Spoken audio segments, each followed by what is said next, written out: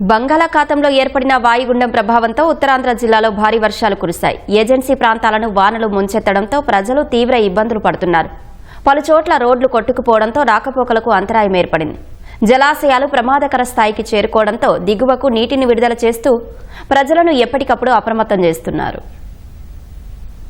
పార్వతీపురం మన్యం జిల్లా కురుపాం, గుమ్మలక్ష్మీపురం ఏజెన్సీ ప్రాంతాల్లో విస్తారంగా వర్షాలు కురిశాయి. ఎడతెరిపి లేకుండా కురిసిన వర్షాలకు ఏజెన్సీలోని వాగులు, గెడ్డలు పొంగి ప్రవహిస్తుండటంతో గిరిజనులు బిక్కుబిక్కుమంటూ గడుపుతున్నారు. ఎగువ తిత్తిరి నుంచి గునగూడ గ్రామానికి మధ్యలో ఉన్న రోడ్డు నీటి ప్రవాహానికి కొట్టుకుపోవడంతో పలు గ్రామాలకు రాకపోకలు నిలిచిపోయాయి. వరి పొలాలు వాననీటితో నిండి చెరువులను తలపించాయి. బొద్దిడి గ్రామంలో ఓ ఇల్లు వర్షం ధాటికి నీలమట్టమైంది.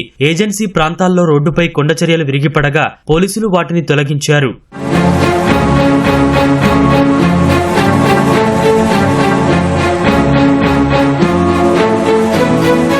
భారీ వర్షాలు, వరద కారణంగా అనకాపల్లి జిల్లా మాడుగుల నియోజకవర్గంలోని జలాశయాలు ప్రమాదకర స్థాయికి చేరుకున్నాయి.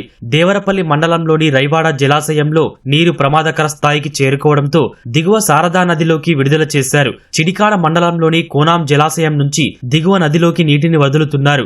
మాడుగుల మండలంలోని పెద్దేరు జలాశయం నుంచి వరదను దిగువకు విడుదల చేస్తున్నారు. నదీ పరివాహక దిగువ ప్రాంతాల ప్రజలను ఎప్పటికప్పుడు అధికారులు అప్రమత్తం చేస్తున్నారు. విజయనగరం జిల్లాలో నాగావళి నదీ పరివాహక ప్రాంతంలో పర్యటించిన కలెక్టర్ అంబేద్కర్ పంటల స్థితిగతులు, ప్రజల సమస్యలను అడిగి తెలుసుకున్నారు. జిల్లాలోని నాగావళి నది పరివాహక ప్రాంతాల్లో ముంపు నివారణలో భాగంగా 28 కరకట్టల నిర్మాణానికి ప్రతిపాదనలు ఉన్నాయని ప్రజలకు తెలిపారు.